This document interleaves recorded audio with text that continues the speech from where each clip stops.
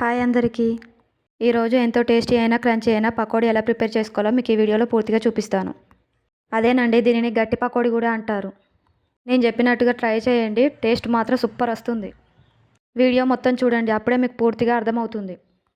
మీకు బెటర్ అనిపిస్తే ఒక లైక్ చేయండి. కొంచెం శనగపిండిని జల్లించి తీసుకొని టేస్ట్కి సరిపడా సాల్ట్ వేసుకోవాలి. తర్వాత కొంచెం మిర్చి పౌడర్ యాడ్ చేసుకుందాం. కొంచెం ధనియాల మసాలా యాడ్ చేసుకుందాం. 2 చిటికలంతా వంట సోడాను యాడ్ చేసుకుందాం. తర్వాత సన్నగా కట్ చేసి పెట్టుకున్న కొత్తిమీర, కరివేపాకు యాడ్ చేసుకుందాం. కొంచెం కలర్ కోసం పసుపు యాడ్ చేసుకుందాం లైట్గా. తర్వాత మనం సన్నగా కట్ చేసుకున్న ఆనియన్స్ కొంచెంగా ఇందులో పూర్తిగా యాడ్ చేసుకోవాలి. ఆనియన్స్ వేసాక పిండిని పూర్తిగా మంచిగా కలుపుకోవాలి. ఈ విధంగా కలుపుకుంటే అన్ని ఇంగ్రీడియంట్స్ మిక్స్ అయిపోతాయి పూర్తిగా. ఇలా కలుపుకున్న తర్వాత కొంచెంగా లైట్గా చేత్తో వాటర్ యాడ్ చేసుకుంటూ ఇలా మిక్స్ చేసుకోవాలి. వాటర్ ఎక్కువ యాడ్ చేయకూడదు.